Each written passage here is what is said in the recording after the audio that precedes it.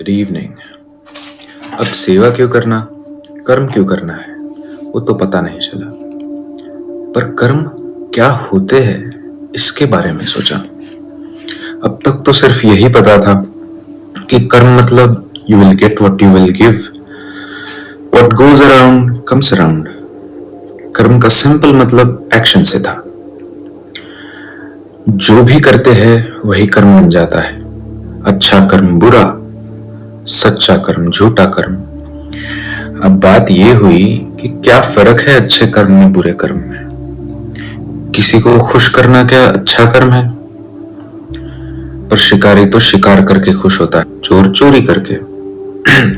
खुशी तो पर्सपेक्टिव पे डिपेंड करती है। किसी को बुरा बोलो तो सही या गलत, बुरे को बुरा बोलो तो। अभी हुआ ये था कि एक आदमी बहुत सारा सोना लेकर जंगल से गुजर रहा था।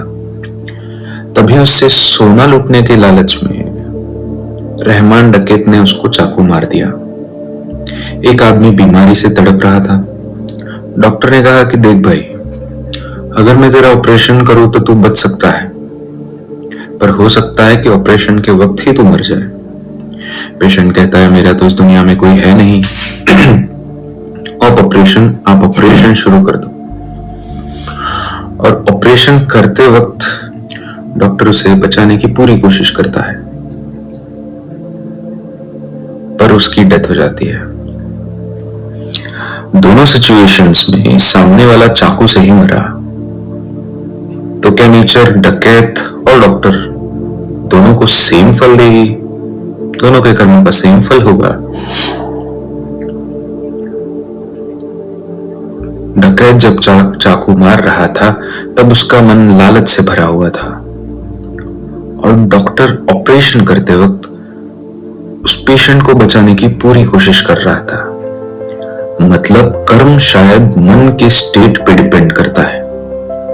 जो भी एक्शन कर रहे हो उस वक्त जो मन का स्टेट है उसके ऊपर कर्म डिपेंड करता है। तो उन डॉग्स की सेवा करते वक्त भले ही शायद उनका कर्म बदले या ना बदले, मेरी सद्भावना से शायद मेरा कर्म बदल रहा है। सेवा का महत्व, अच्छे कर्म का महत्व में भी डॉग्स के लिए नहीं, मेरे लिए है। तो इसका मतलब सेवा करने का मेरा इमोशन, मदद करने का मेरा इमोशन उन डॉग्स की नहीं, मेरी हेल्प कर रहा था। मेरे कर्म अच्छे बन रहे थे। जो मैं ये सोचता था कि मैं लाइफ में कुछ अचीव नहीं कर सकता, शायद मैं किसी और के लाइफ में अचीव नहीं कर सकता, मेरे खुद के लाइफ में मैं जरूर अचीव कर सकता हूं।